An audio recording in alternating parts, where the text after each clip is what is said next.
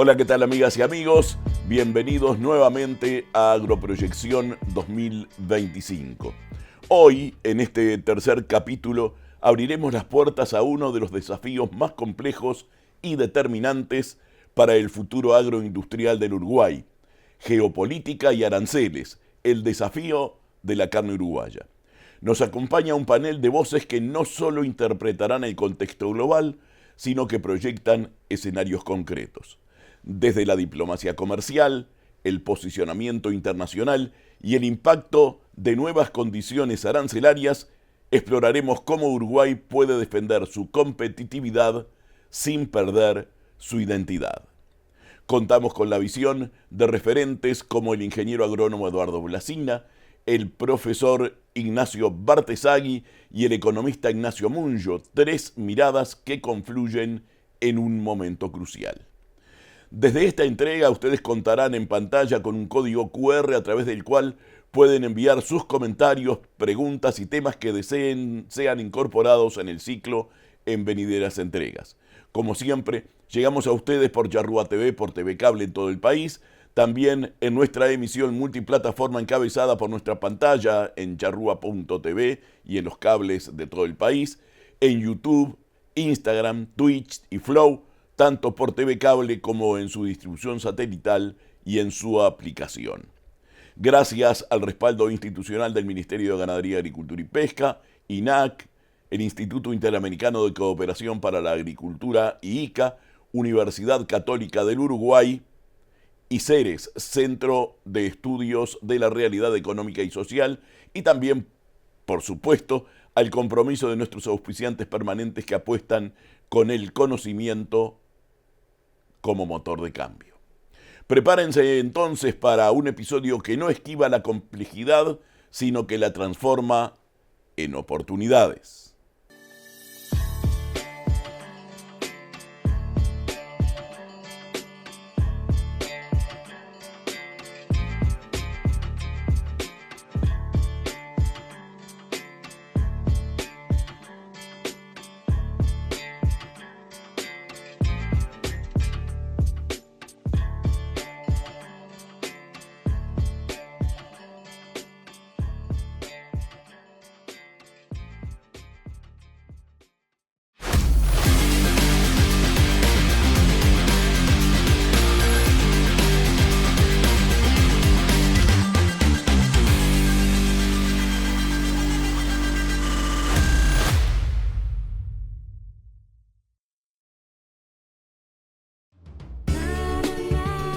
En Vida, servicio de acompañantes, no nos olvidamos del campo, ni de las familias que cada día cultivan el futuro del país.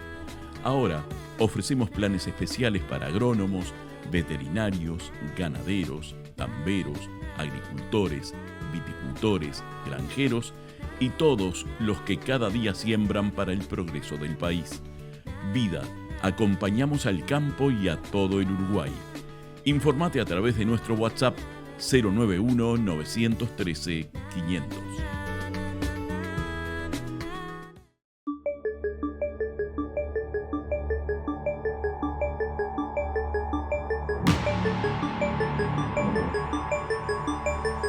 Todos los videos y contenidos que generamos en Bluetti los hacemos usando equipos Bluetti cargados previamente con energía solar.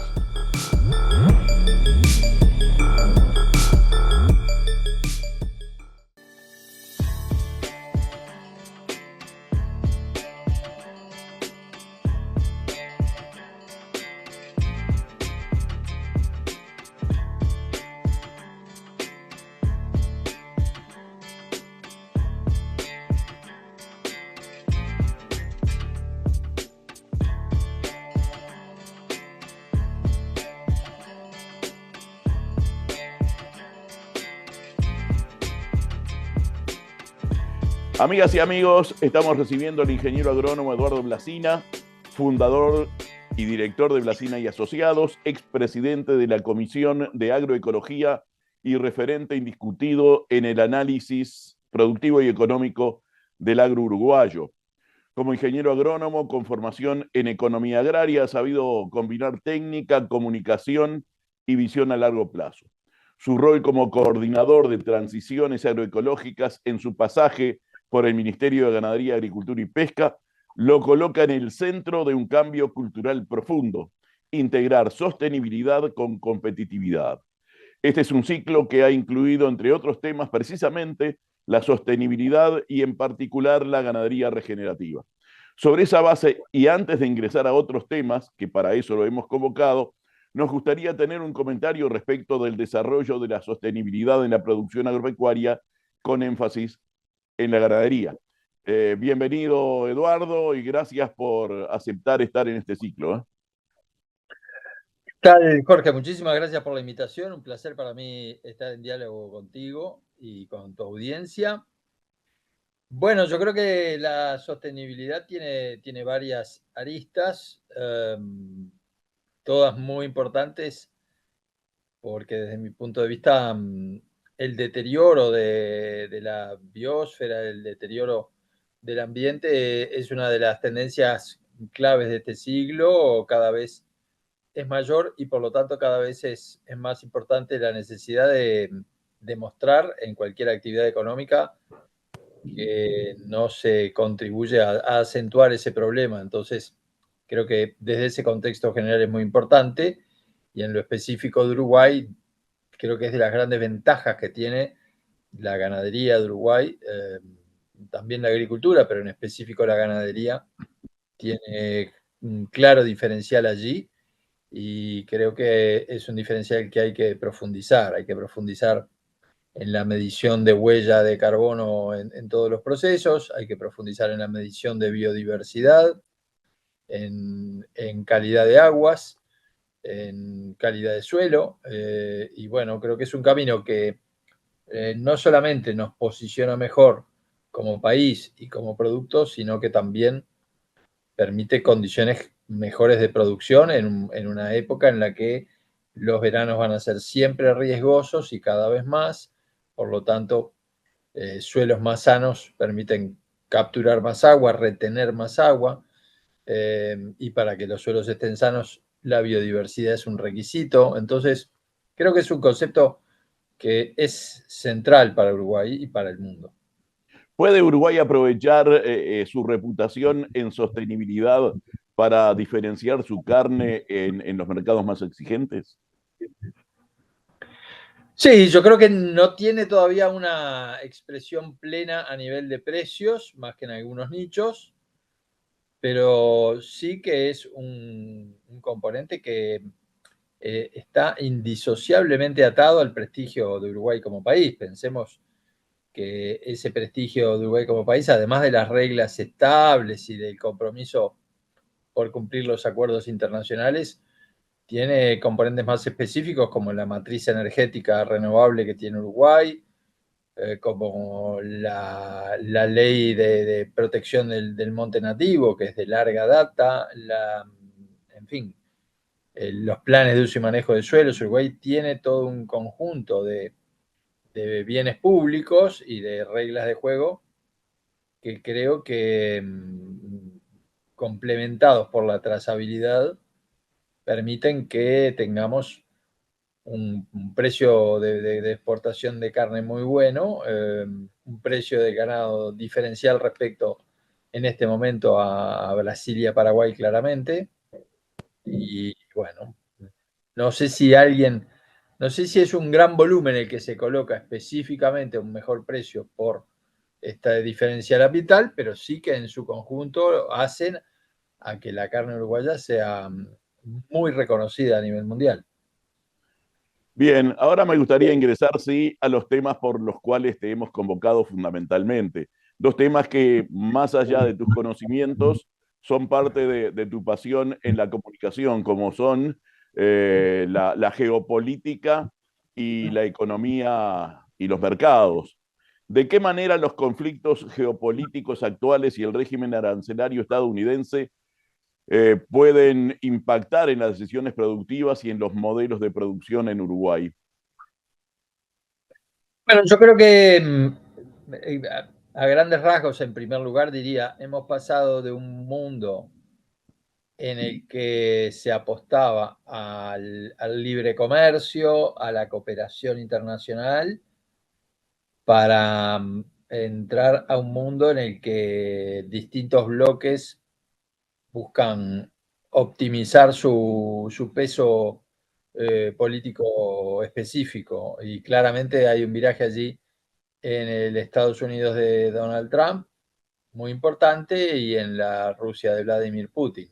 Pasamos de aquel Estados Unidos de Clinton, que parecía que lograba que Rusia se incorporara a Occidente con una lógica de democracia y libre mercado, a un regreso a una lógica de bloques donde Rusia y China parecen tácitamente aliados, donde Estados Unidos busca optimizar su poder propio y minimizar todo lo que sea cooperación. Y bueno, y es un mundo que es, desde esa lógica, es un poco la ley del más fuerte. Allí ha quedado atrapada la Unión Europea, Exacto. ¿Qué Canadá. papel juega ahí? Y bueno, la Unión Europea, al perder la confianza en Estados Unidos, acentúa su interés en otros bloques, y creo que eso es lo que va a permitir que esta eterna discusión sobre un acuerdo de libre comercio que lleva décadas pueda culminar este año. Ese es un cambio que creo, si se concreta, va a ser trascendente. Y también más al norte, este bloque de 4 países que se llama EFTA, la Asociación de Libre Comercio de Europa, que es Noruega, Islandia, Suiza y Luxemburgo, también acordaron con el Mercosur una lógica de libre comercio. Entonces, nos permite avanzar en unas áreas geográficas. Tal vez nos ponen más barreras con Estados Unidos, que ya de hecho ha puesto un 10%, que uno nunca sabe si va a ser 10 o si puede ser más o si puede ser menos. Hay un componente de incertidumbre y un componente de más barreras con Estados Unidos y de oportunidades de acelerar acuerdos que venían muy trancados con los países que siguen apostando a, a, a la sinergia que da el libre comercio. Entonces, tal vez así como hemos avanzado con Europa, podemos avanzar más profundizando acuerdos con Canadá, con México, con países asiáticos, con en particular Emiratos Árabes. Creo que Europa está ya recobrando protagonismo. Si vemos las exportaciones de carne de este año, la Unión Europea tiene un peso mucho mayor al de años anteriores, porque además la Unión Europea tiene una caída en la producción interna de carne muy relevante. Entonces, creo que se altera el escenario de oportunidades y amenazas, y yo creo que Europa pasa a ser una oportunidad más firme de lo que era anteriormente. Entonces, esta situación geopolítica, más que un peligro o una amenaza, una oportunidad de acelerar el tan esperado acuerdo Mercosur-Unión Europea.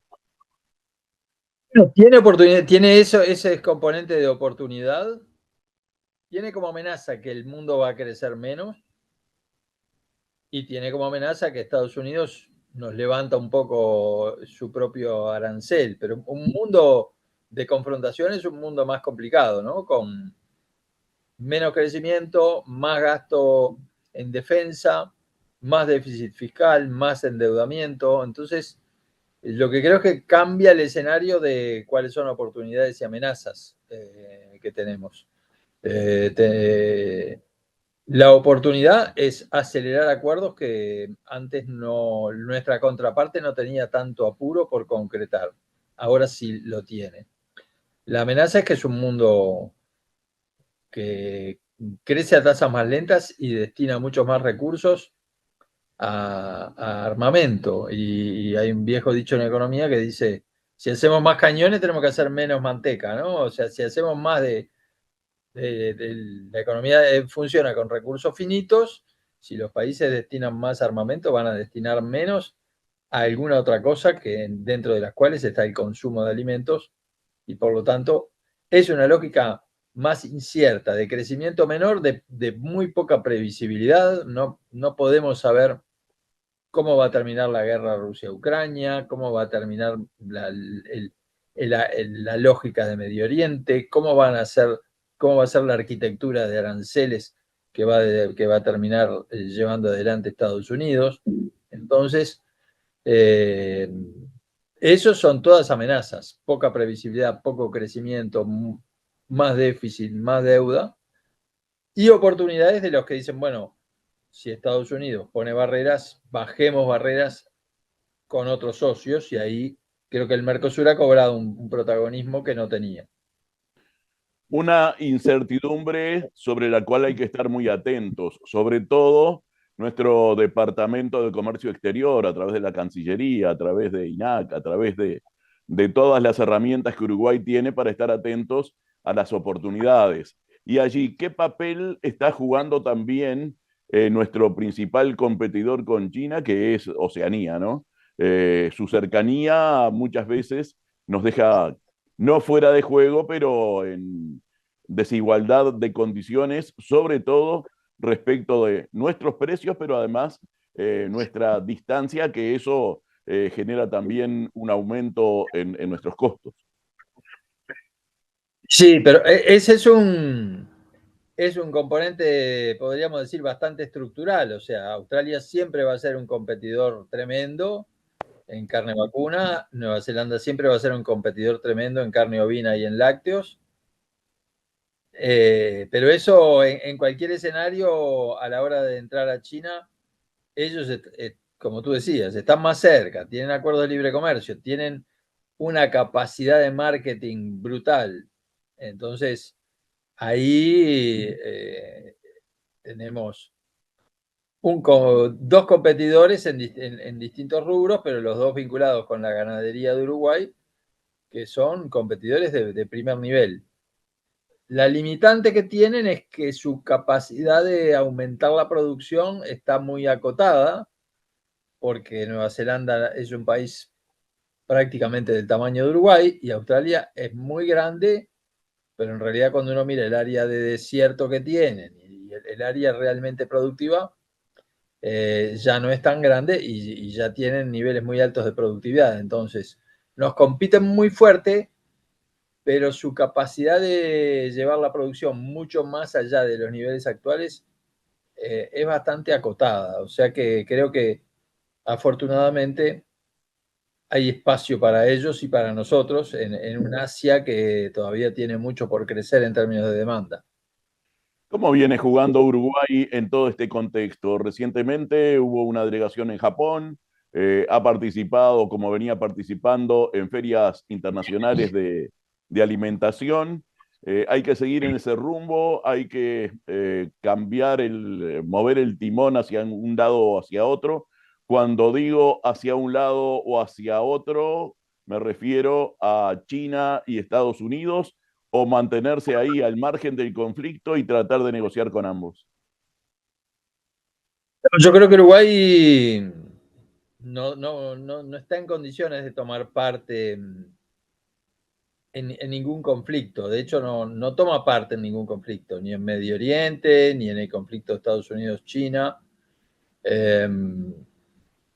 Porque a Uruguay me parece que lo que estructuralmente le sirve defender es el respeto al derecho internacional, porque si los países chicos no levantan esa bandera, quedan expuestos a que, bueno, si no se respeta el derecho internacional y pasa a ser el derecho del más fuerte, como país pequeño, tu poder negociador disminuye. Entonces, creo que ahí Uruguay, la bandera que va a levantar con cualquier partido político es la de la vigencia del respeto a las reglas de juego y a la integridad territorial. Por eso yo creo que es tan importante sí tomar partido por Ucrania como país que ha sido invadido, y sí tomar partido por la paz en Medio Oriente y la solución de dos estados que permita una paz duradera allí, porque la posición contraria, además de las implicaciones éticas que pueda tener,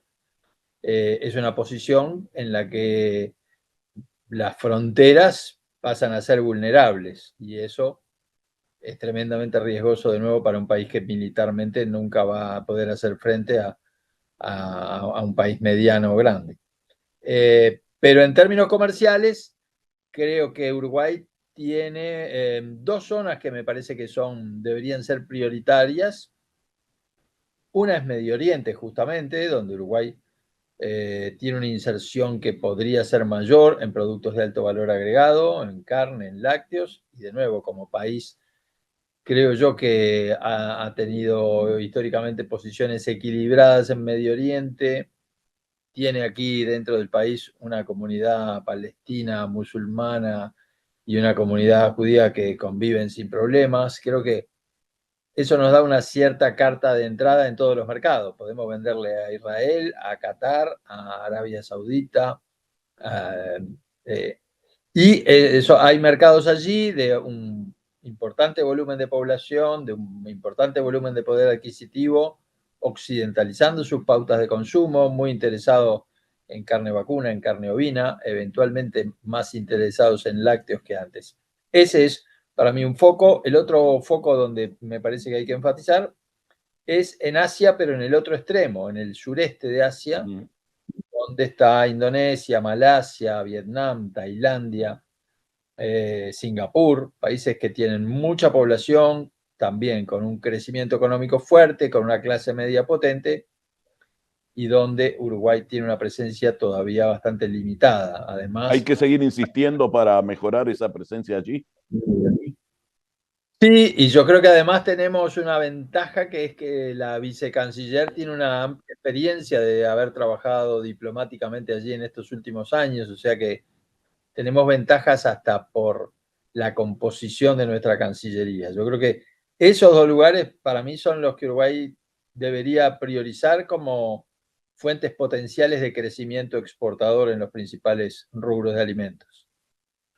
Eduardo, más allá de esta mirada que estamos dando al mundo, me gustaría concentrarte en el campo uruguayo, hacer un sobrevuelo sobre la ganadería uruguaya y resaltar esta nueva instancia de cría donde por segundo año consecutivo se va a lograr un procreo de más de 80%, lo cual nos pone en una buena posición para defendernos ante una mayor demanda de carne, por ejemplo.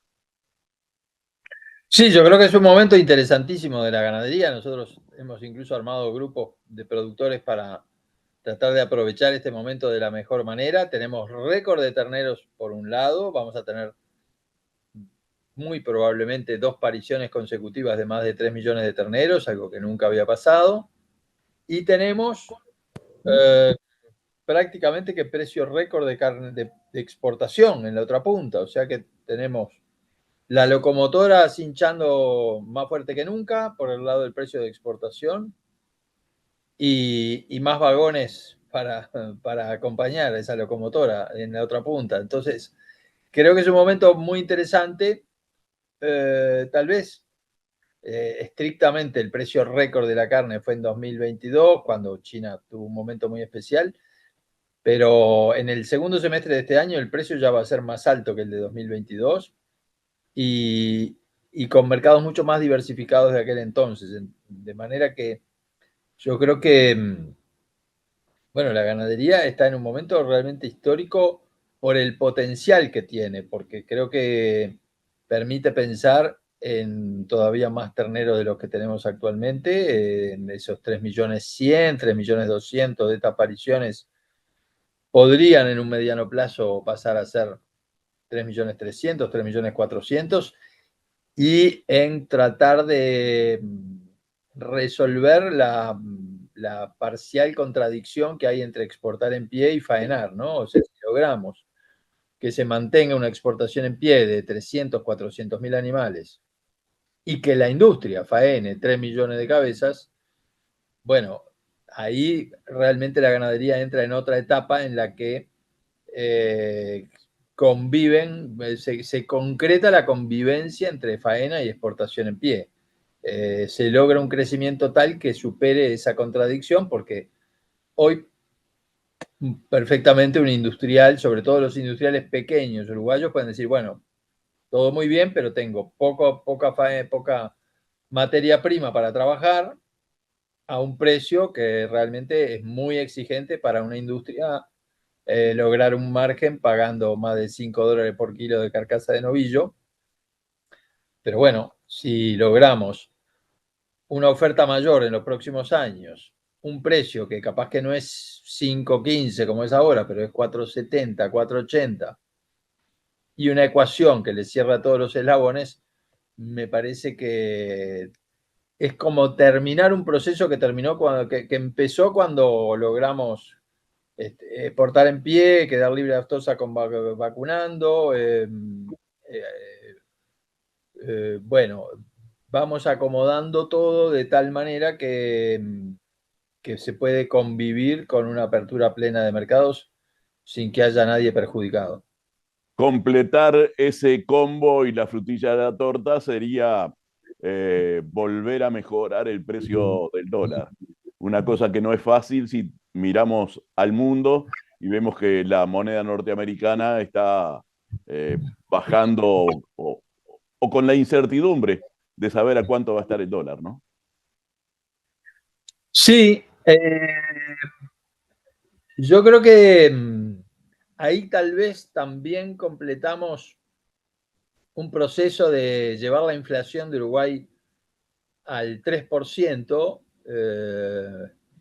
y lograr un poquito más de flexibilidad cambiaria, es decir, que cuando las materias primas van mal, se tenga una cierta capacidad de hacer lo que hace Australia típicamente, que es decir, bueno, cuando las materias primas caen, los fundamentos de mi economía caen, la moneda pierde un poco de valor y amortigua eso, y contrariamente cuando los precios de las materias primas son muy buenos, se vuelve a valorizar, pero que el movimiento del dólar no arrastre tanto a la inflación. Creo que ahí hay una posibilidad también de llegar a una situación en la que la inflación sea lo suficientemente baja como para que se ganen grados de libertad eh, y liberar al dólar de ese papel de ancla cambiaria que ha tenido por décadas aquí en Uruguay. Seguramente ya estás escribiendo tu habitual publicación de cada año con las perspectivas de cómo viene el agro nacional hacia adelante. Estás en eso y seguramente podemos terminar eh, esta, esta entrevista o este conversatorio pensando en ese futuro cercano de Uruguay. ¿Cómo lo ves? Yo lo veo con un cauto optimismo, digamos, ¿no? Creo que Uruguay tiene algunas desventajas estructurales que tiene que atacar claramente, desde, desde un sobrecosto que es artificial a problemas educativos muy claros, pero también tiene ventajas que creo que permiten mirar el futuro con optimismo, digamos. Tenemos una capacidad de tener continuidad en las políticas, que me parece que es muy importante. El equilibrio fiscal no tiene dueño en Uruguay, la inflación de un dígito está instalada desde hace mucho con distintos gobiernos. Eh, la lógica de una diferenciación ambiental está también instalada y en la carne vacuna, como en otros rubros, como el arroz, da sus frutos. Entonces, creo que en un mundo tan polarizado, como decíamos al comienzo del programa, en la medida en que aquí no nos dejemos ganar por esa lógica de que la mitad del país que piensa distinto que yo es mi enemigo y tengo que combatirlo, mientras no nos argentinicemos, entre comillas, creo que tenemos potencial de diálogo y a través de ese diálogo de llegar, por un lado, a ciertos consensos importantes. Nadie quiere más inflación, nadie quiere irresponsabilidad fiscal, Y por otro lado, hay algunas diferenciaciones que son una construcción permanente. Pensemos en la posibilidad de vender alimentos que sean neutrales en carbono, pensemos en profundizar la estrategia de energías renovables y que eso se trasunte en una baja de costos, porque el cambio tecnológico lleve a que la energía solar sea muy barata. Entonces, creo que Uruguay, como pequeño ejemplo de soluciones para el mundo que se prueban en nuestra pequeña escala y luego se exportan a zonas y se aplican en mayor escala, es un rumbo que no debemos perder y que me parece que si lo mantenemos permiten tener, como decía, un cauto optimismo. Bueno, Eduardo, ha sido un gusto, un verdadero lujo tenerte aquí en esta pantalla, como has estado en otras oportunidades. Un aporte indiscutiblemente excelente para los temas que estamos tratando en este ciclo de agroproyección. Te damos las gracias nuevamente y gracias más allá de esta participación por la amistad también, por el apoyo de siempre y por estar respondiendo a nuestra convocatoria casi que permanentemente cada vez que lo hacemos. Así que muchísimas gracias. Jorge, además, creo que tú sos con tu familia un ejemplo de emprendimiento, un aporte constante al agro, así que nada, las palabras que tú decís de mí las devuelvo con los mismos conceptos para ti. Te estoy muy agradecido. Bueno, muchas gracias. Nos queremos mucho y tenemos una linda amistad, así que por eso nos respetamos y nos tenemos esa consideración seguramente. Muchas gracias. Un gran abrazo.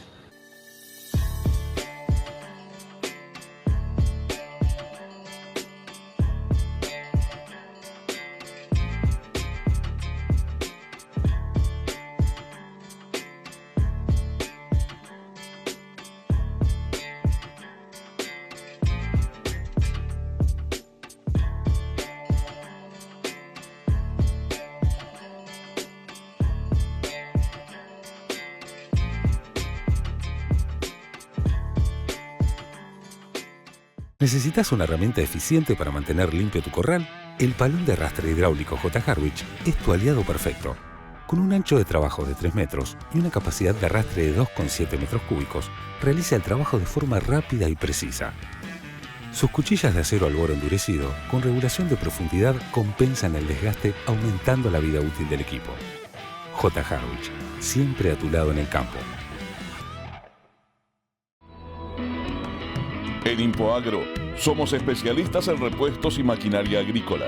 Contamos con el más amplio stock de repuestos originales John Deere. Nuestros técnicos están capacitados para resolver el más complejo desperfecto o le enviamos su pedido a cualquier punto del país. InfoAgro, expertos en repuestos y maquinaria agrícola.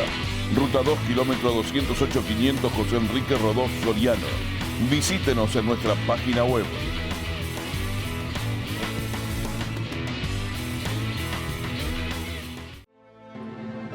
Compra tu campo en plazos extendidos con el Banco República. Para las grandes y medianas empresas, financiamos hasta el 70% de la inversión en plazos de hasta 15 años con 2 de gracia. Y para micro y pequeñas empresas, lanzamos el programa Pymes con 90% de financiamiento en 30 años y empezás a pagarlo hasta en 2 años. Todo con las mejores tasas de financiamiento. Informate en brow.com.uy. Banco República, nuestro banco país.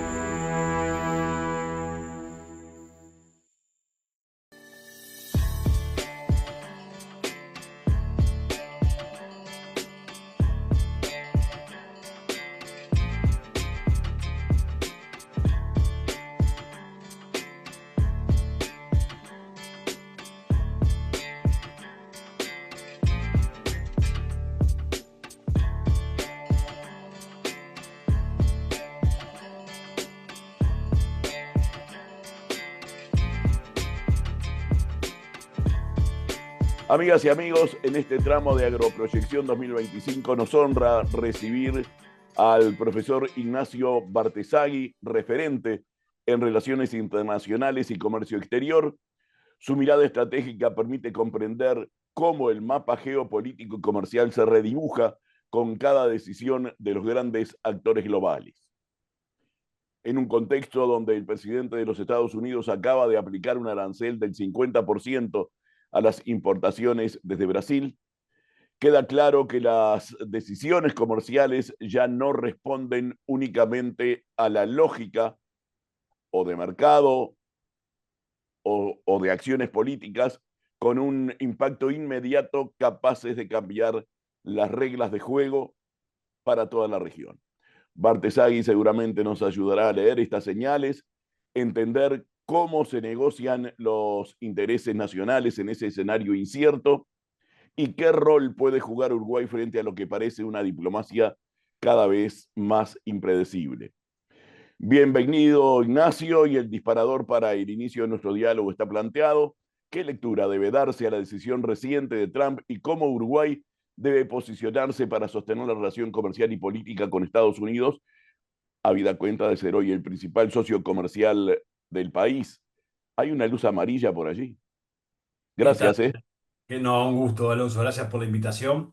Bueno, sí, la luz amarilla está por lo que estamos viendo que Estados Unidos está haciendo con Brasil en términos de esta amenaza de aplicación. Aclarar que todavía sus aranceles no están vigentes, pero sí sabíamos que Estados Unidos le aplica prácticamente a toda América Latina el 10%, pero ahora tras la cumbre de los BRICS, que no es solo la cumbre de los BRICS, una cumbre de los BRICS acompañada de declaraciones de Lula que molestaron también a Trump, acompañadas de un anuncio de infraestructura bioceánica, de conexión, ¿no?, del Atlántico con el Pacífico, lo que también, por supuesto, incomoda a Estados Unidos por la participación tan activa de China en esa obra. Entonces, sí, lo que estamos viendo es un mundo cargado de tensiones donde si uno va para un lado o va para el otro, dependerá un poco de qué reacción genera en la otra potencia, especialmente todo asociado a una puja por el liderazgo entre Estados Unidos y China y esta guerra geopolítica y comercial lanzada por Estados Unidos con gran parte del mundo. Así que la luz amarilla sería, bueno, si es que como Uruguay participó también de la cumbre de los BRICS, si bien no es un estado miembro ni estado asociado, y la verdad que nuestro presidente no ha tenido ninguna declaración fuerte contra Estados Unidos ni contra Trump, bueno, el hecho de haber estado allí en la foto quizás nos genere algún inconveniente comercial con Estados Unidos. Esperemos que no y que quede solo en Brasil. Vamos a ver qué pasa. Precisamente, ¿cómo influye la arquitectura geopolítica actual en los acuerdos de libre comercio que involucran a Uruguay, particularmente en relación a la industria cárnica?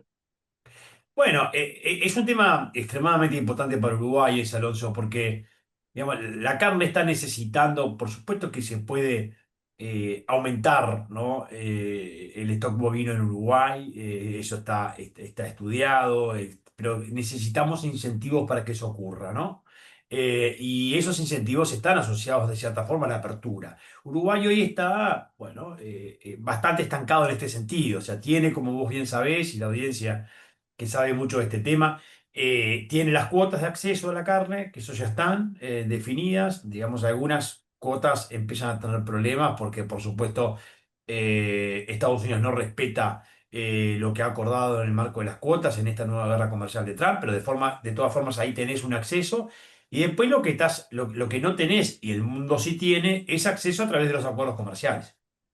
Desde Uruguay lo que hace es, solo accede a través de las cuotas, de forma, digamos, con beneficios arancelarios, bueno, como sabemos, en Estados Unidos y en la Unión Europea. Ahora, el problema es que el resto del mundo ha logrado beneficios arancelarios, ha logrado eliminar los aranceles a partir de acuerdos comerciales. Y eso es lo que no tenés hoy digamos, en la agenda de Uruguay. Sí está la esperanza del el acuerdo con la Unión Europea, que abre, por supuesto, una nueva posibilidad de apertura en términos de cuota. Recordad que hay una cuota allí definida de 99.000 toneladas, que hay que ver, por supuesto, después cómo se reparte, cómo se administra, pero en definitiva ahí va a haber una mejora de acceso, pero necesitamos más. Yo creo que el sector cárnico, que está muy concentrado en exportaciones a Estados Unidos y a China y en tercer lugar a Europa, ingresando fundamentalmente por Países Bajos,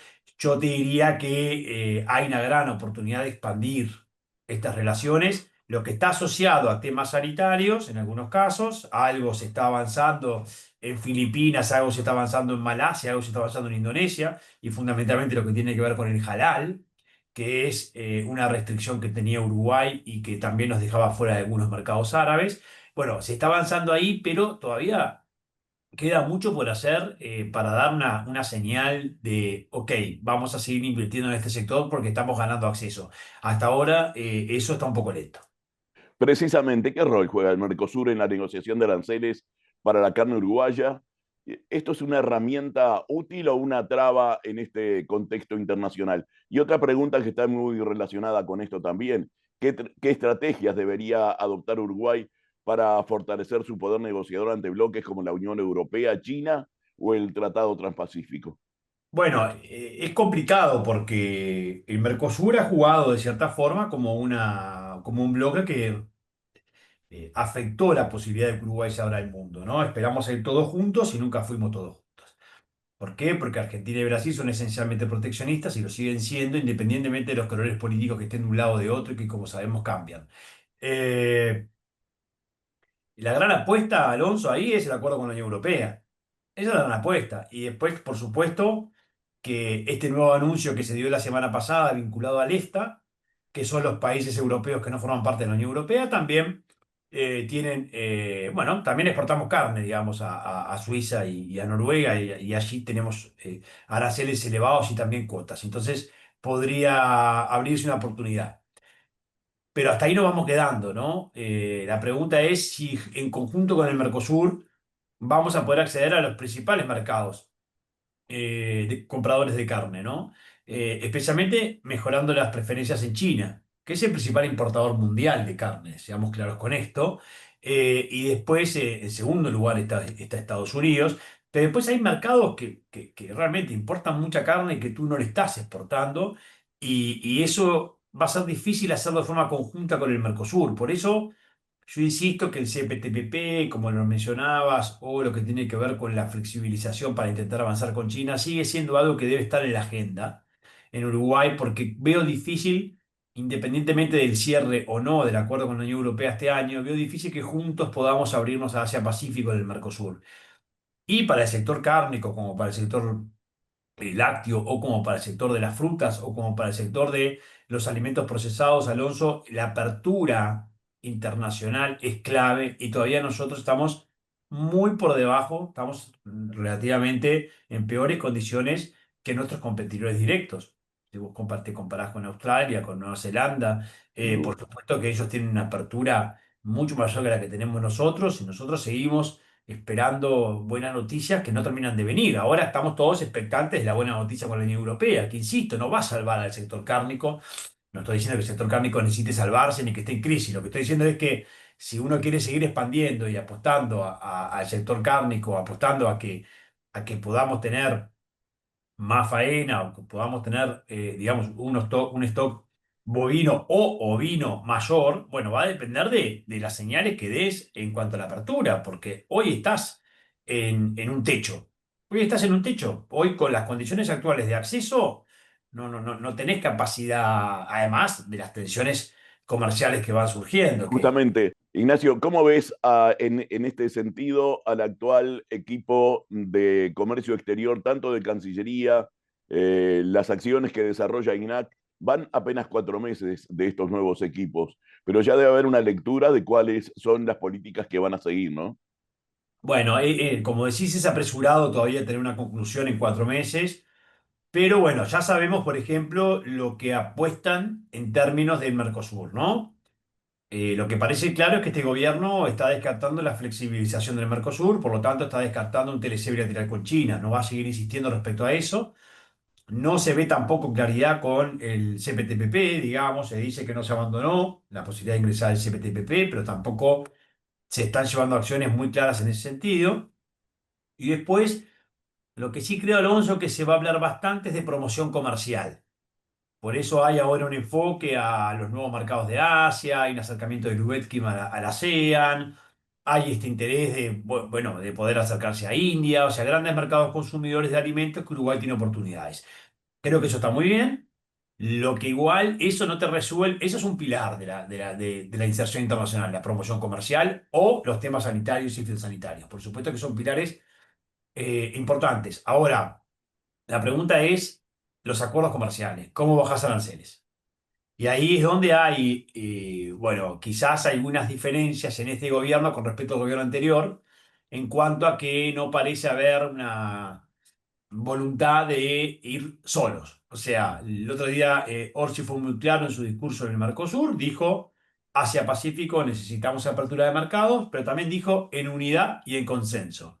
Creo que digamos, es muy claro el hecho de que si decís unidad y consenso, estás diciendo que vas a ir en conjunto con el Exacto. Mercosur y que esos acuerdos los vas a cerrar si el Mercosur quiere. Entonces, no resolvés ese problema que llevas años intentando resolver vinculado a, bueno, a si no quiere Argentina y Brasil cerrar un acuerdo, si yo puedo ir solo o no puedo ir solo.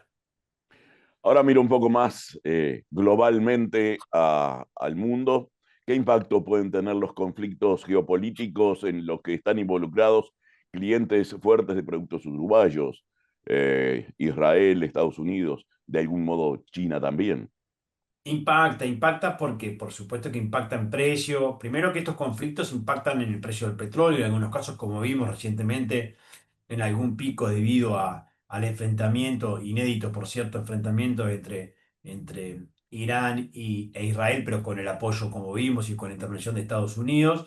Eso después repercute en los precios de los commodities, el precio del petróleo tiene incidencia directa en el precio de los commodities. Por supuesto que esto también genera, bueno, hay algunos cambios en los precios del dólar y eso tiene efecto también en los commodities. Así que sí, que esta turbulencia, que es geopolítica y que también es comercial, con un Trump que está todo el rato enviando notas, subiendo y bajando aranceles, y esto genera una incertidumbre de que no están claras las reglas de juego, porque las reglas de juego antes uno las tenía, bueno, se regía por la OMC o se regía por los tratados bilaterales, y ahora ya sabemos que de un viernes a un lunes pueden cambiar las condiciones, pueden cambiar porque se viola una norma y no hay nada que hacer al respecto de eso, tenés que sentarte a negociar con el poderoso, o cambian porque, bueno, una guerra, bueno, te cambia totalmente el contexto económico internacional.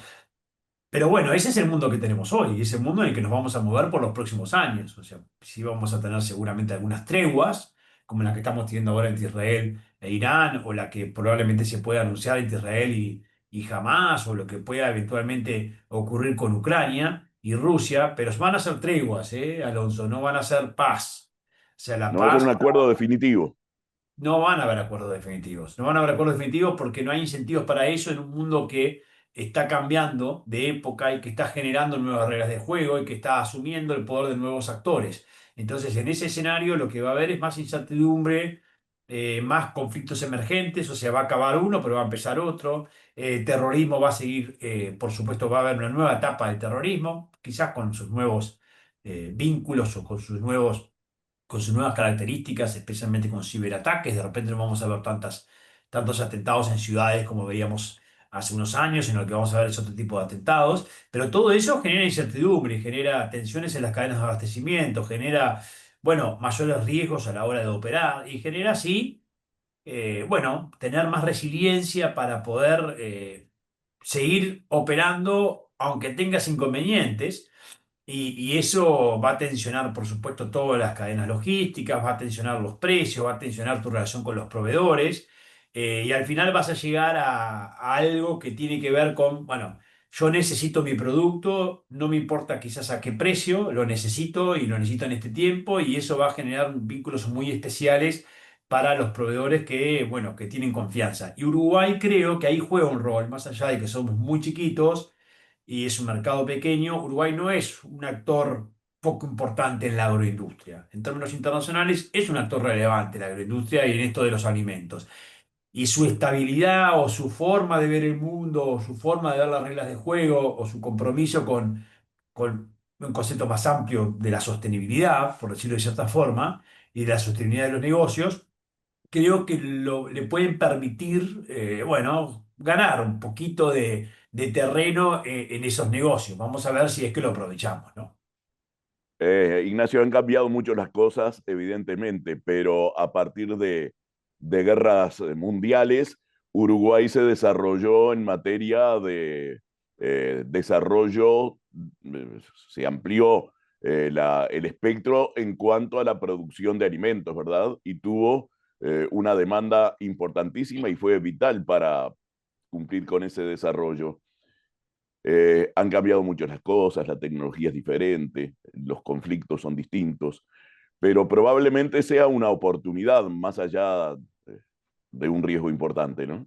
Yo creo que sí, no podés comparar, por supuesto, como bien decís, los beneficios que claramente en la exportación de alimentos, bueno, tuvimos en Uruguay por las guerras, pero en un escenario de inestabilidad, en un escenario de guerras de otro tipo, pero de guerras al fin o de mayores enfrentamientos que se puedan dar en las potencias, sí, claro que tenemos un rol. Yo estoy convencido que tenemos un rol.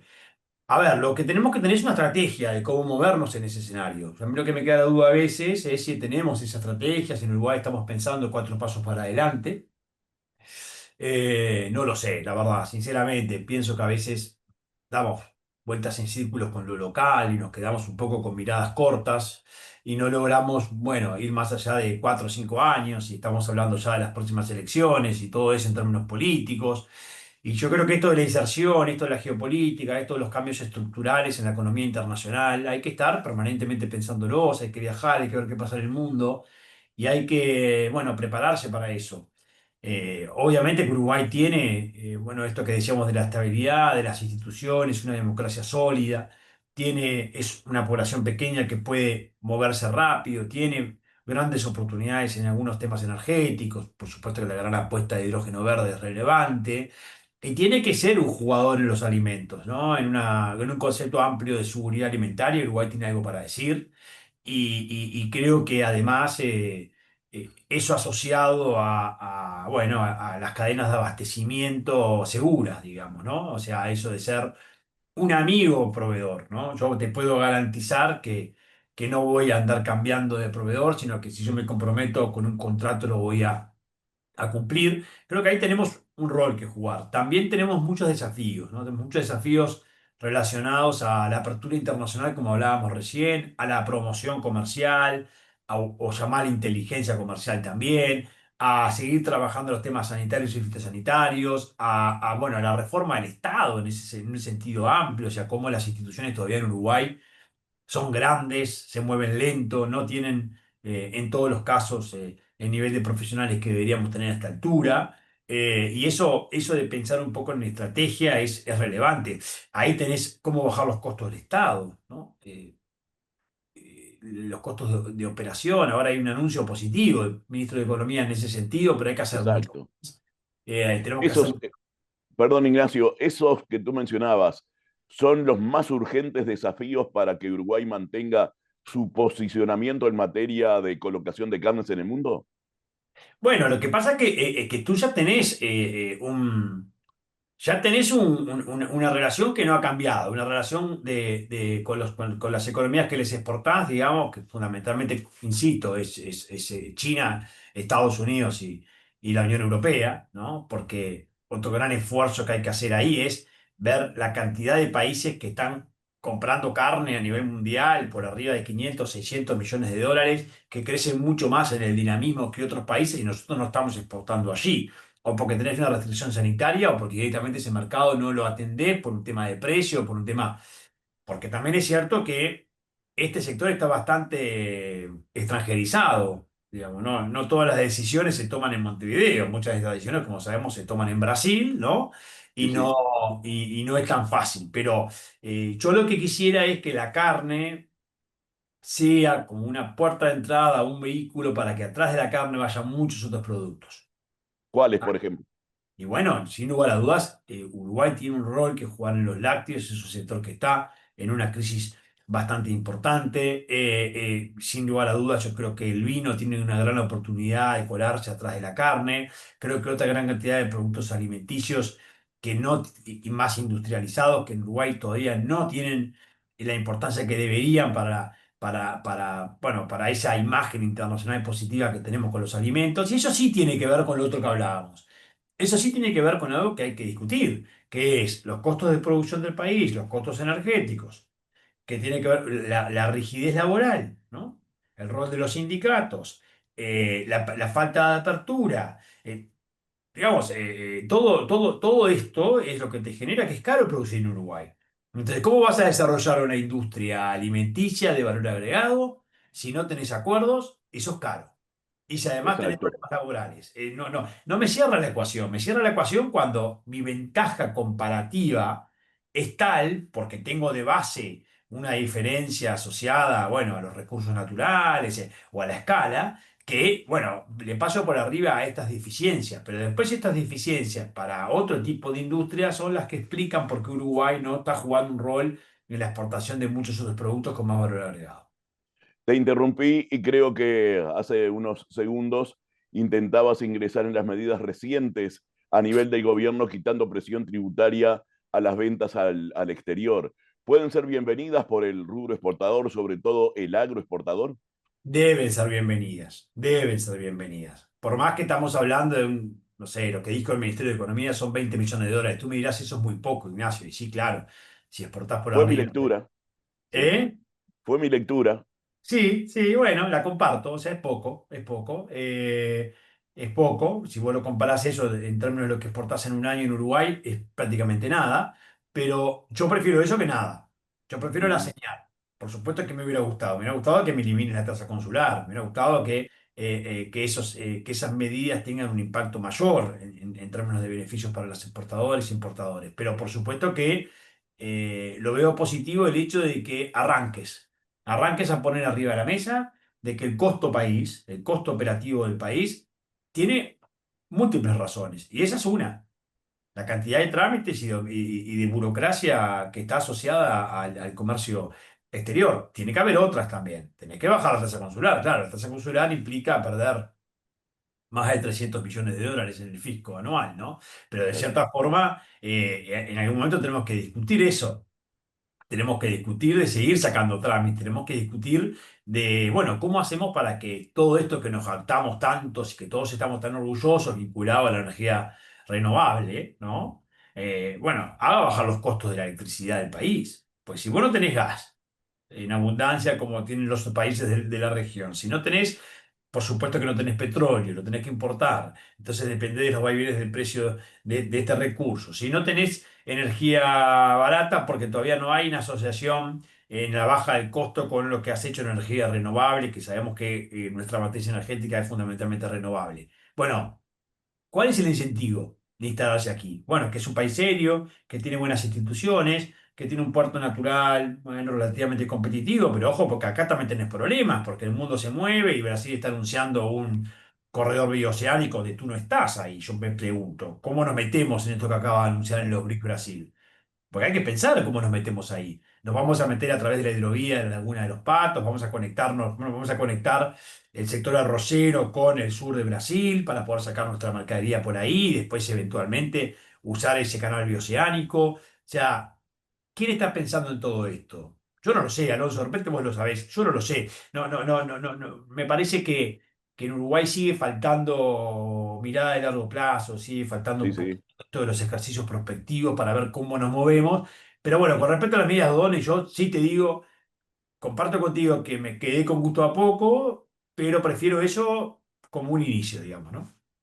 Exacto. Yo soy bastante más veterano que vos y recuerdo, si mal no recuerdo, si no me equivoco, gobiernos, el segundo gobierno de Sanguinetti, el de Lacalle y el de Jorge Valle, de tener un régimen de devolución de impuestos a las exportaciones, que después se quitó y nunca más retornó, ¿no? Sí, bueno, existieron muchos de esos apoyos, incluso algunos de ellos sectoriales. Recordás en su momento el El sector, arroz, el sector automotor, las detracciones que existieron también, bueno, la devolución, como decís, de impuestos a las exportaciones, algunos incentivos sectoriales, lo que ocurrió con el software en su momento, lo que ocurrió con el sector automotor, y bueno, y obviamente regímenes que buscan de cierta forma favorecer la competitividad, como la admisión temporaria o las excepciones en el Mercosur, etcétera. Hay sí una gran cantidad, bueno, ni hablar lo que pasó con las zonas francas, los puertos libres, sin duda. etcétera, ¿no? O sea, hay, o la ley forestal con las implicancias positivas que eso tuvo con las plantas de celulosa. Hay un número importante de medidas que son más bien de apoyo y que tienen sentido en algún momento determinado. Hay que ver si algunas tenían que haber persistido o no. Eso es discutible, pero lo que no podemos hacer es demorarnos en tomar decisiones propias que nos favorezcan la competitividad.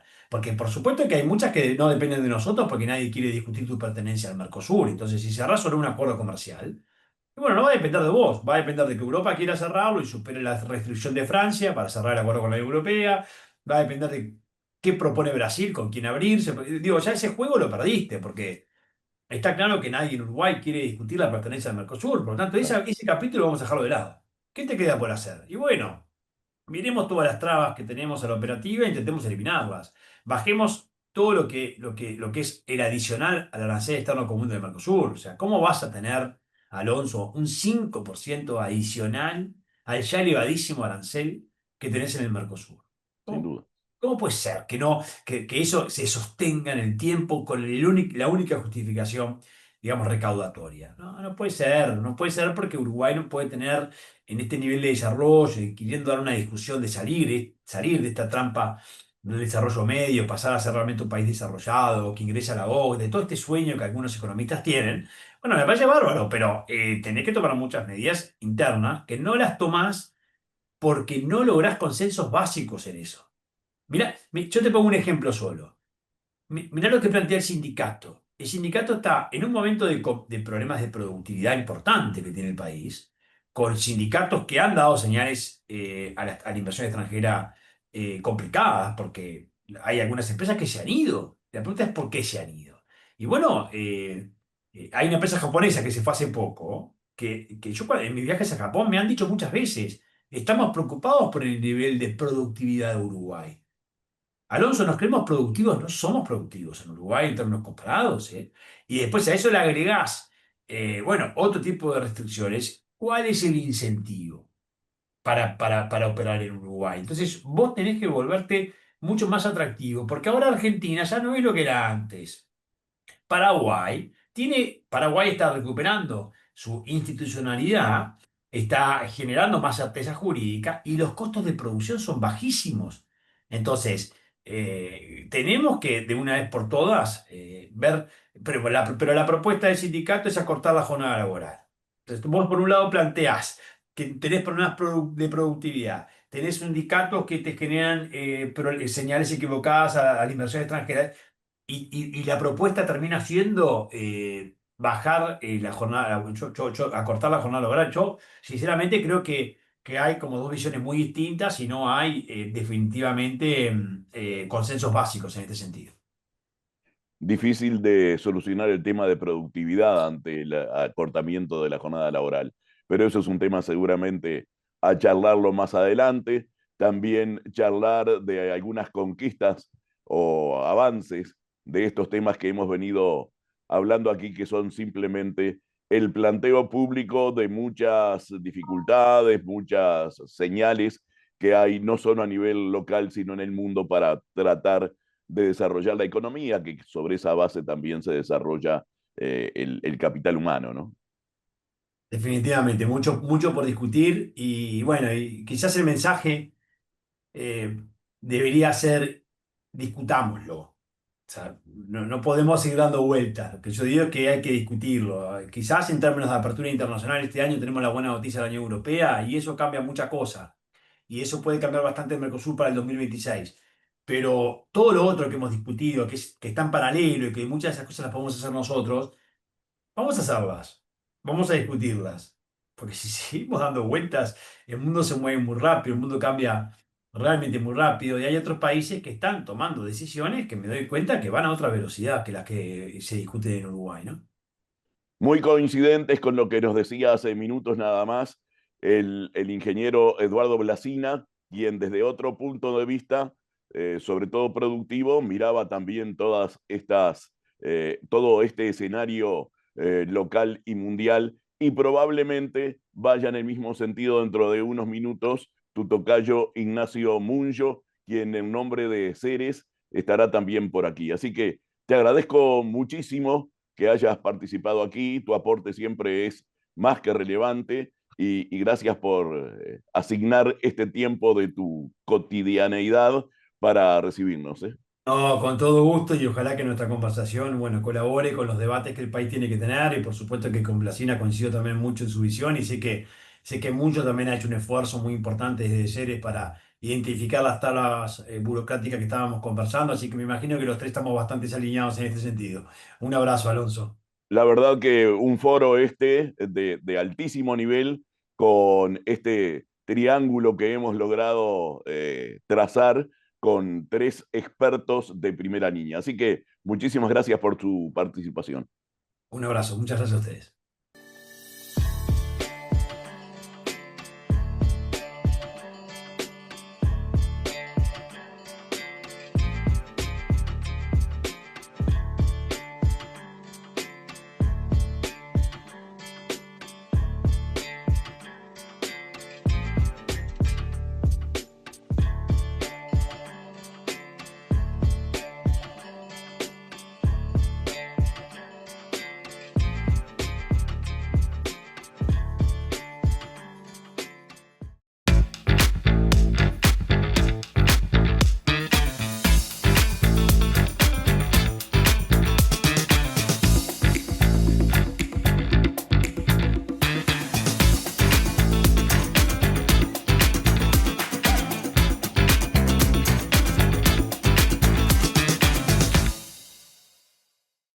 Zambrano y compañía. Seriedad y dinamismo todos los días del año. Primera empresa nacional de servicios agropecuarios. Venta de insumos, campos, remates virtuales, consignación de lanas, embarques a frigoríficos, remates de cabañas, remates de aras. Todo en un mismo lugar. Zambrano, su mejor opción agropecuaria. ¡Vendo!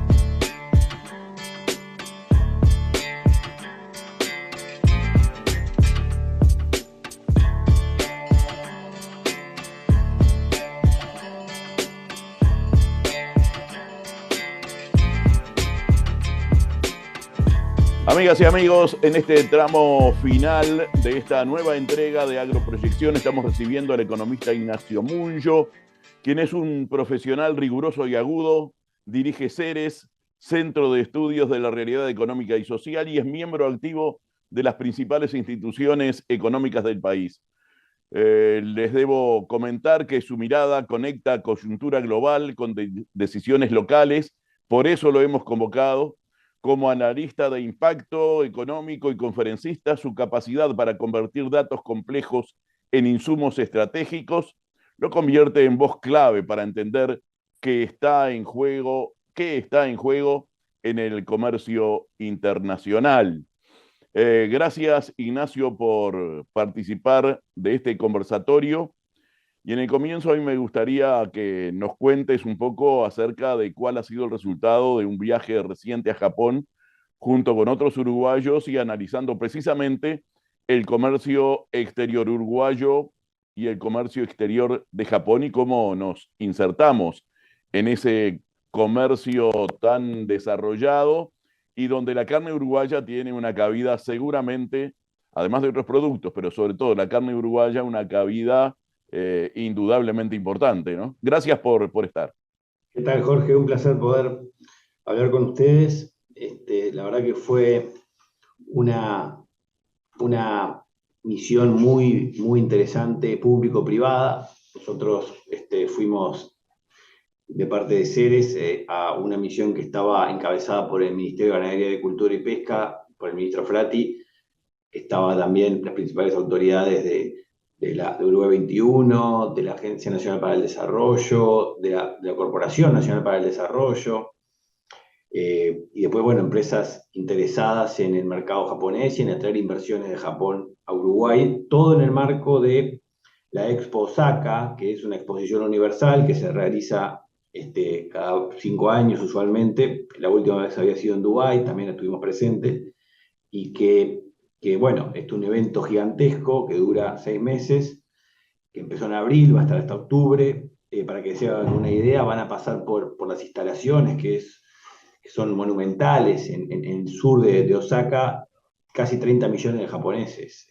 Así que imagínense que por día, por el pabellón de Uruguay, que es un pequeño pabellón ubicado en un rincón de este escenario gigantesco que existe con pabellones y edificios de todos los países, pasan por día más de 150.000 japoneses, ¿no? O sea, por día, hoy, por ejemplo, están pasando por el pabellón de Uruguay mirando qué ofrece Uruguay al mundo, 150.000 japoneses.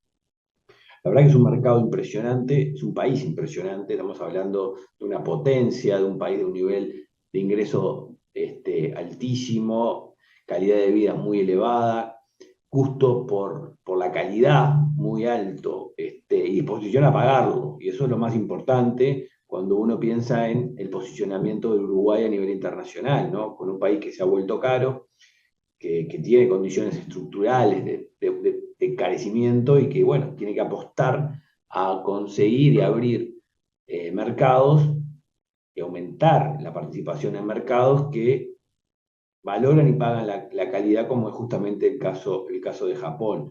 La verdad que hubo muchas reuniones en el marco del Día Nacional de Uruguay, que fue el 17 de junio, y ese es el día en que toda la Expo pone los focos en el país que se le asigna con el Día Nacional. Pues Uruguay era el personaje principal de toda la Expo, por eso viajan las autoridades y los empresarios ese día. Pero bueno, es toda una semana previa y los días siguientes que se generan reuniones con empresarios, eventos, seminarios, que son muy importantes para mejorar el comercio entre los países, porque es como me dijo, y voy a citar textual, al presidente de JETRO, que es la Agencia de Promoción de Inversiones de Japón y Comercio Exterior, o sea, un monstruo gigantesco que tiene el gobierno japonés para promover sus inversiones y el comercio exterior, y organizó un evento, un seminario para inversores japoneses interesados en Uruguay, en el cual participamos. Más de 150 empresarios japoneses estuvieron en estas instancias presentes preguntando por Uruguay. Y en uno de los cortes de estos eventos me quedé mano a mano hablando con el presidente de JETRO y humildemente le pregunté, ¿no?, qué consejo le daría a Uruguay para insertarse mejor en Japón.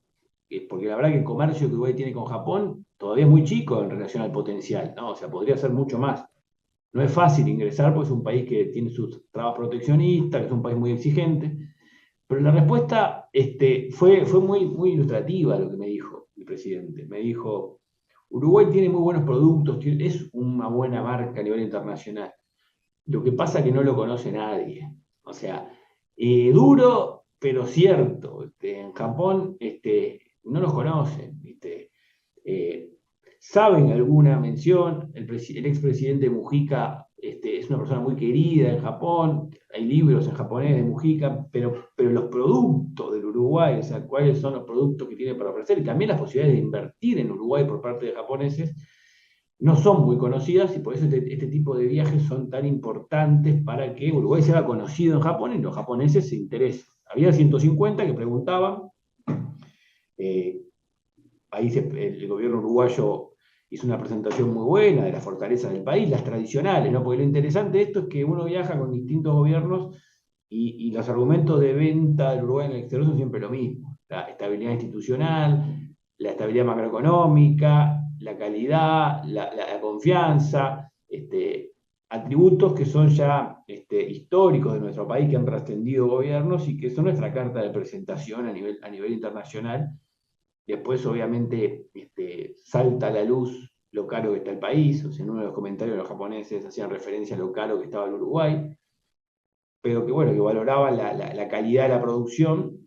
Y cuando uno hablaba con los empresarios uruguayos que ya están haciendo negocios en Japón, o sea, que ya le están vendiendo, todos te decían lo mismo. Una vez que uno acuerda un estándar de calidad con un proveedor o con un cliente japonés, tiene asegurado el precio, no se discute, el pago en fecha no se discute. O sea, la verdad que son los mejores clientes una vez que se llegó al acuerdo.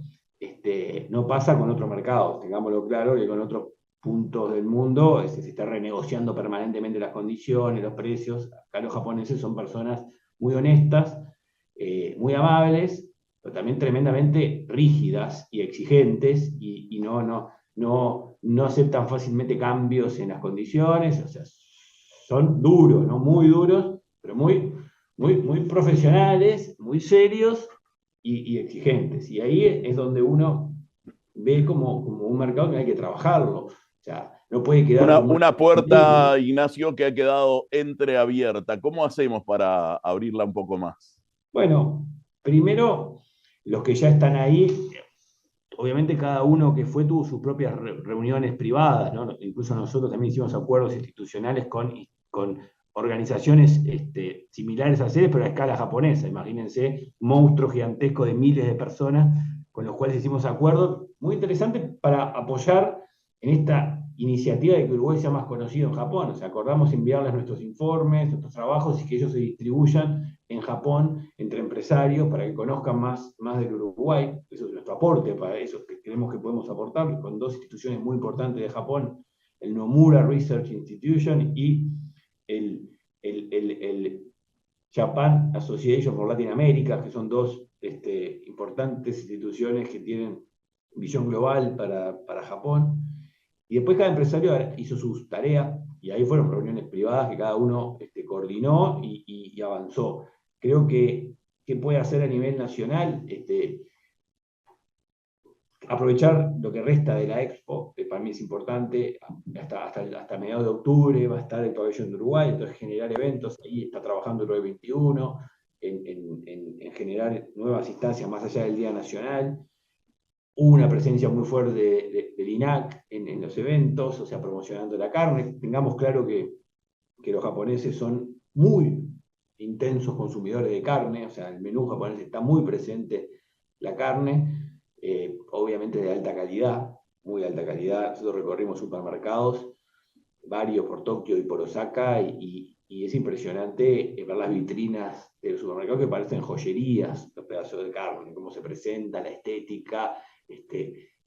La verdad que hay un cuidado enorme del producto, que son productos de calidad, y la verdad que los estándares son muy altos, algo que Uruguay puede perfectamente lograr, no es algo que está fuera del alcance, pero sepamos que es un mercado totalmente distinto a otros mercados que Uruguay le vende sus productos.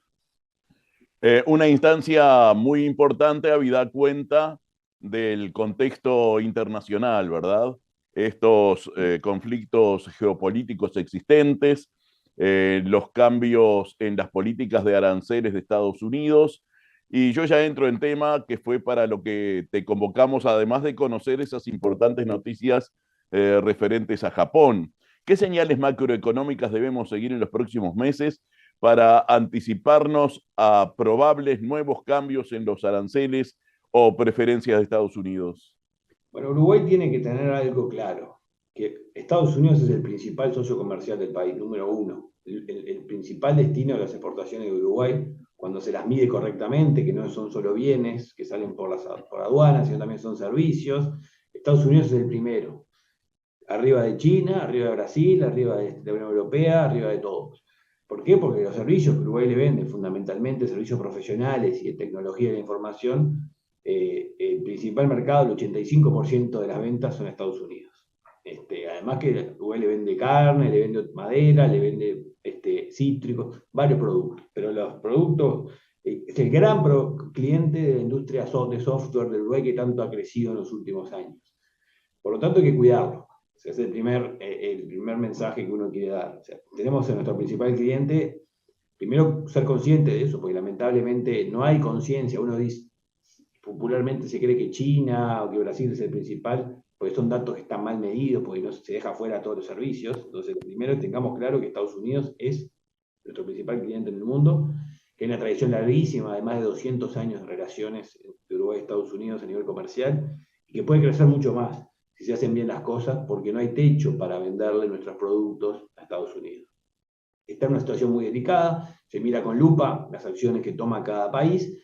Por lo tanto, la primera recomendación que uno naturalmente debe hacer es evitar acciones contraproducentes que nos jueguen en contra y no ganemos nada al respecto. Entonces, si vemos que hay un país que está mirando con lupa a todo el resto del mundo y tiene un ejército de gente mirando qué hace y no hace a lo largo de todas las embajadas, que hace cada país, no hagamos acciones o demos señales que vayan en contra de sus preferencias, obviamente sin con ello violentar la identidad nacional, ni mucho menos, ¿no? Simplemente ser inteligentes en las acciones que se toman en un contexto que está dado y que Uruguay no lo va a cambiar. O sea, Uruguay no va a cambiar la política exterior de Estados Unidos, Uruguay no va a cambiar a Trump, ni la visión de Trump, ni nada. Simplemente tiene que acomodarse estratégicamente para aprovechar las oportunidades.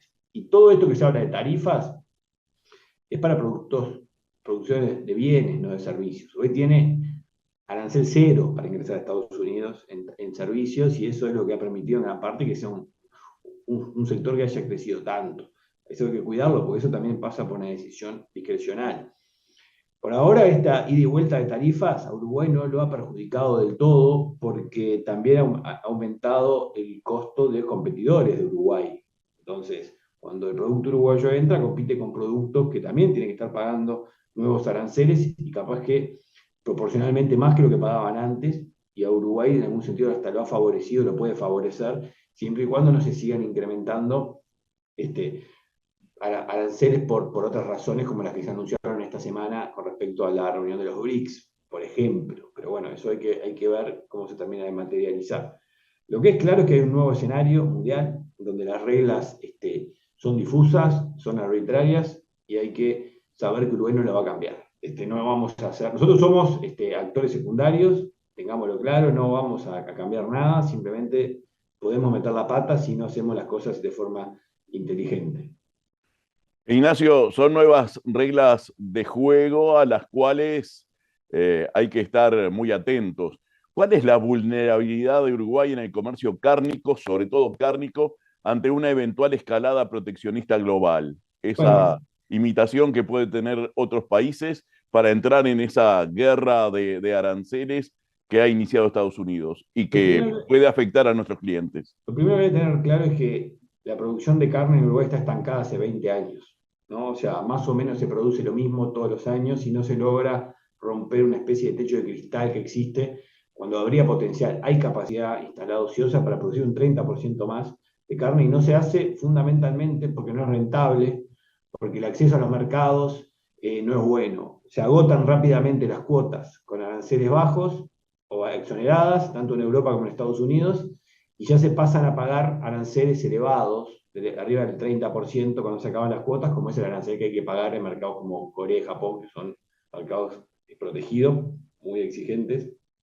El producto tiene que valer mucho para poder sostener un arancel arriba del 30%, ¿no? Después hay otros mercados en el cual se cobra menos, como China, pero también el precio es menor, el 10% del arancel a la carne. Entonces, ¿cuál es la principal limitación que hoy tiene la carne en Uruguay? Es el acceso a los mercados. O sea, Uruguay tiene que lograr mejorar el acceso que tiene la carne, y no implica un TLC, sino accesos preferenciales puntuales por determinados espacios que pueden aparecer. Hay que hacer algo muy meticuloso. Justamente el otro día hablamos con la industria frigorífica al respecto, y nos decían que hay oportunidades en los distintos notificaciones de las categorías arancelarias que aparecen y donde pueden colarse determinados productos. Es casi que hacer ingeniería de ingreso para aprovechar las oportunidades que se abren, microventanas para productos en los distintos mercados, porque los aranceles tienen determinados códigos y en ese código arancelario hay oportunidades. Entonces, simplemente tener claro que la carne se juega fuera del partido, se juega en la capacidad de colocar en mejores condiciones esta producción, y que no ha habido cambios sustanciales en los últimos años. Ahora la oportunidad que se está abriendo es el acuerdo con la Unión Europea, que va bien, está avanzando por primera vez en muchísimo tiempo. Se espera que quede ratificado en los próximos meses y aprobado por el Parlamento Europeo a principios del año que viene, y ahí entra en vigencia un aumento de cuota para la carne uruguaya en Europa, que cuidado, que hay que todavía negociar con el resto de los países del Mercosur, porque hay un acuerdo de cuota total, pero después hay que distribuirlo con Argentina, con Brasil y Paraguay. Entonces, no es que está el tema cerrado del ingreso de cuántas toneladas de carne más van a poder entrar libre de impuestos a Europa, sino que todavía falta negociar internamente, lo cual no va a ser fácil. Pero bueno, es un mercado que es muy importante, es muy valorado, el mercado europeo. Básicamente los frigoríficos valoran los mercados sofisticados de carne, los que compran a buen precio, buen producto. Estados Unidos, Europa, Japón y Corea. Son los 4 mercados más atractivos. Estados Unidos y Japón y Europa tienen cuotas atractivas que se acaban enseguida, y cuando se acaban hay que pagar un arancel alto. Japón y Corea no tienen cuotas y hay que pagarlo. A veces igual rinde. Después hay mercados nuevos que hay que desarrollar, como por ejemplo Arabia Saudita, Emiratos Árabes, que tienen potencial de crecimiento muy grande con el desarrollo que se está viendo. Hay ya algunos productos que ya han ingresado de carne en estos mercados, pero que hay muchísimo para desarrollar, porque son países que están generando una industria del turismo gigantesca y del consumo que no existía años atrás, y que es impresionante la velocidad con la cual van avanzando, y hay hitos que van a seguir teniendo hacia adelante. Solo por poner un ejemplo, Arabia Saudita en el 2030 va a organizar la próxima Expo, después de la de Osaka de este año. En 5 años toca en Riyadh, Arabia Saudita, y en el 2034 el Mundial de Fútbol de vuelta en Arabia Saudita. Entonces son 10 años de enorme crecimiento del consumo en Arabia Saudita, de carne obviamente, para turistas, para gente local, de primer nivel, que la calidad tiene que ser la más alta del mundo, porque ahí compite con todo, ¿no? Se compite con la carne australiana, que es de buen nivel, y ahí Uruguay tiene capacidad, porque la carne uruguaya es muy buena a nivel internacional, tiene un altísimo nivel de calidad, valorado, porque tiene que promocionarse y darse a conocer para ingresar en los mercados, y que el consumidor de estos países diga, vaya al supermercado, vea una góndola y vea carne de Uruguay, quiero carne de Uruguay, me gusta más la de Uruguay que la de Australia, pero si ni siquiera está la posibilidad de verlo, la gente consume en Australia. Para que sea una idea de que no está especializado del mercado internacional, la carne de alta calidad es la australiana, y Uruguay quiere entrar en ese nicho, y la de baja calidad es la brasileña. Uruguay no quiere entrar en ese nicho. Uruguay tiene que competir con la carne australiana y no con la carne brasilera en los mercados relevantes como Japón, Emiratos Árabes, Arabia Saudita, Corea, por ejemplo. En esta nueva tendencia liderada por Estados Unidos de incorporar aranceles en una más que guerra comercial, en un sentido bastante proteccionista, ¿puede descartarse un shock internacional donde se generalice esta actitud? Yo lo veo difícil. Yo creo que, por ejemplo, con China ya se van llegando a determinados acuerdos. Trump tira la bomba y después espera a ver qué pasa y reacciona. Es un tire y afloje permanente. Creo que la batalla, más allá de los productos, la que realmente quiere Trump es la batalla por la tecnología. O sea, quiere realmente tener liderazgo tecnológico, atraer inversiones en tecnología, y queda por fuera de esto las preocupaciones por las carnes, los alimentos. O sea, es más que nada herramientas que usan para que China no se quede con el liderazgo a nivel global, que está empuja, y Estados Unidos está usando herramientas, pero en el fondo la batalla no afecta directamente a Uruguay. Uruguay puede hasta tener buenas oportunidades en este contexto. ¿Cuál es el escenario que puede preverse de aquí en más? En el próximo semestre, por ejemplo, bueno, es muy difícil, ¿no? del año que viene. Es muy difícil ver un escenario, porque hay muchos factores en juego simultáneos. Por ejemplo, está cómo está evolucionando la economía norteamericana, que ha mejorado en los últimos meses, había empezado muy mal después de los primeros anuncios, ahora se ha recuperado, las bolsas están en alza. Se habla que las tasas de interés van a empezar a bajar en el segundo semestre, lo cual son buenas noticias, porque eso abarata el acceso al crédito de Uruguay y el acceso al financiamiento. Por lo tanto, yo no veo un escenario pesimista a nivel internacional, veo un escenario hasta con cierto grado de optimismo que se tiene que aprovechar de forma adecuada por parte de nuestro país. Bien, tú mencionaste allí al pasar un término que usás habitualmente cuando observás la ganadería uruguaya y sobre todo la cadena cárnica, el techo de cristal. En esta oportunidad, en este año, por segundo año consecutivo, la producción de terneros supera otra vez el 80%. Esto puede generar una nueva corriente hacia la posibilidad de superar ese techo de cristal. Bueno, va a depender de la oportunidad de colocar la producción, ¿no? Hay indicios que lo permiten, de vuelta tiene que ser rentable la faena y la venta, porque el ciclo ganadero se puede acortar o alargar también dependiendo un poco de las posibilidades de colocación. Creo que hay posibilidades. Uruguay, para aumentar la producción, lo primero que tiene que hacer desde el punto de vista del proceso productivo, es acortar el ciclo, ¿no? Hacer más rápido la reproducción y el engorde. Para tener pronto para la faena, y eso está avanzándose. El tema es que una vez que nadie va a faenar si no se puede colocar afuera, y entonces ahí es donde aparece que hay un 30% de capacidad instalada ociosa, por ejemplo, en la industria frigorífica, 30%. Se podría faenar más si hubieran mercados atractivos. Entonces es un poco la madeja, está enredada y se desenrolla de la punta de los nuevos mercados, y eso hace traccionar todo hacia atrás y hace prender los aceleradores en todos los incentivos necesarios para que aumente la producción interna, digamos, que tiene como objetivo, digamos claro, que más del 80% es exportaciones, ¿no? O sea, el consumo interno de carne ya está en su pico, no va a crecer, ya se consume muchísima carne bovina en el Uruguay y la población no crece, por lo tanto, todo el crecimiento viene por el mercado externo.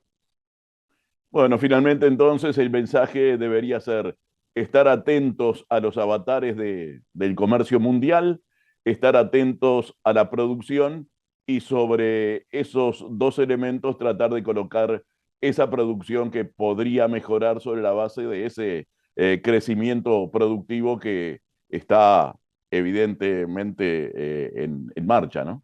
Sí, yo agregaría y que no se cometan errores no forzados por parte del gobierno que puedan complicar el acceso a mercados en este momento tan crítico. Hay que ser muy cuidadoso con las señales que se dan.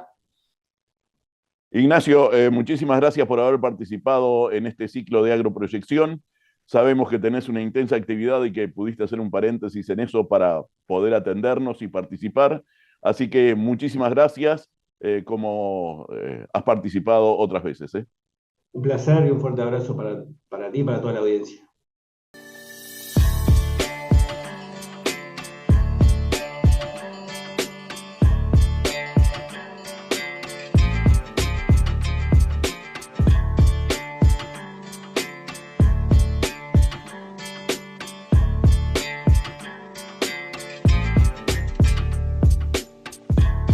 Gracias amigas y amigos por habernos acompañado nuevamente en este capítulo de Agroproyección 2025, donde la geopolítica y los aranceles nos invitaron nuevamente a mirar el mundo con ojos estratégicos y compromiso nacional.